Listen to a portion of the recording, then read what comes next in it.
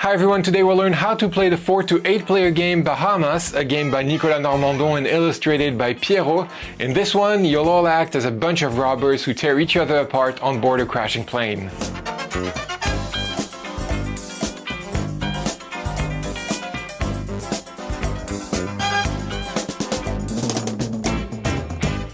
A successful heist, an exit right under the nose of the police, and most importantly, bags loaded with cash. It was truly the perfect robbery. Way too smooth to last, something was about to happen. The plane, which is now flying the gang to the Bahamas, is showing some concerning signs of weaknesses. Red lights are flashing everywhere on the dashboards, the engines are coughing, the plane might crash any second now. But there's a problem, there are not enough parachutes for everyone. In the game Bahamas, players are all part of a gang that will tear itself apart midair. And we all know it, in a crashing plane, the code of honor goes out the window. It's every man for himself. Fair and equal distribution is not part of the plan anymore. Everyone fights to steal more money while trying to secure one of those precious parachutes. After all, a bag full of cash is good, but staying alive to enjoy it is probably even better. The winner of the game will be the richest player amongst all the lucky parachute owners when time comes to jump. But beware, an FBI agent in disguise might also be in your midst. If the agent reveals him or herself before the crash, the agent wins immediately. To set up the game, randomly deal a character sheet in front of every player. Separate the 8 starting cards from the rest of the action cards. The starting cards all have a golden background. From those starting cards, pick the FBI badge and a certain amount of parachutes and fake parachutes, according to the number of players. The manual tells you how many of each you'll need. For example, in a 6-player game, you need 4 parachutes and 1 fake parachute. The remaining starting cards can be put back in the box, they will not be used. Shuffle all your parachutes, real and fake ones, with the FBI badge and deal 1 card face down to everyone. Let's now prepare the action card deck. First, if and only if you're playing with less than 6 players, remove these 5 cards marked with the 6+ symbol. You don't need them this time around. Shuffle all the action cards and, without looking at them, take the last 4 cards from the bottom of the deck. Add the crash card to those 4 cards, shuffle them, and put them back at the bottom of the deck. Place the action deck at the center of the table, it is the draw pile. Now shuffle the cash cards and place them next to the action cards. Each player draws 1 additional action card and 2 cash cards and should now have a hand of 2 cards, 1 starting card and 1 action card, plus 2 cash cards kept face down. Everyone may look at their own hand and their own stash, but cannot show them to the others. Finally, take as many dice as there are players minus 1. So for a 6-player game, take only 5 dice. All the remaining dice can be put back in the box. The game is now ready to start and the oldest player is the first player. This person takes all the dice and rolls them before taking his or her regular turn. A game turn consists of 3 steps that a player must follow in sequence. 1. Pick a die and place it on the character sheet. 2. Trigger the symbol of the die. 3. Choose a player without any die on his or her character sheet. That chosen player will follow the same 3 steps. He or she will pick a die from the remaining dice and place it on his or her character, trigger the symbol of the die, and choose yet another player. This will go on until a player doesn't have any dice to choose from. That player will gather all the dice, roll them, and start a new round.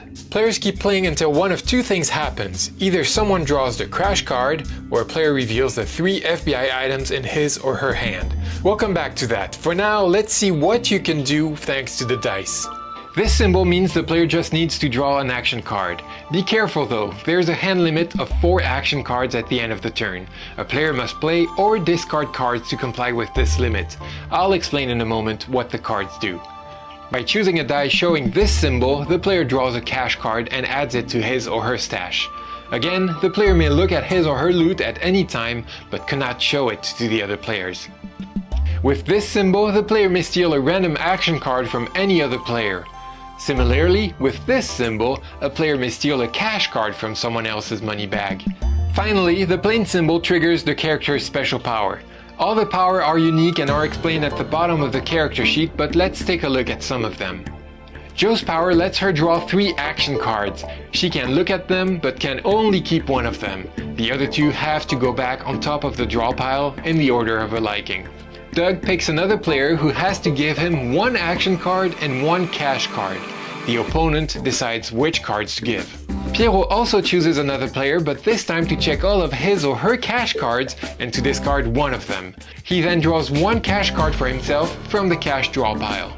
Boss is simply the boss, and as such, he can do pretty much whatever he wants. His special power is to change the face of his die to any other face. I'll let you discover the other 6 characters' powers by yourself. For now, let's focus on the action cards. Most of them have one goal: to mess with your opponents. There's no special timing to play an action card.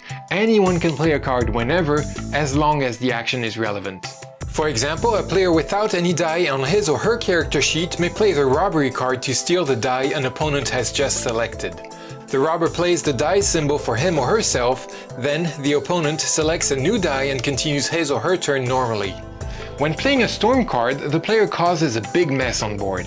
He or she chooses a direction, left or right, then all players must simultaneously draw a card from their left or right neighbor.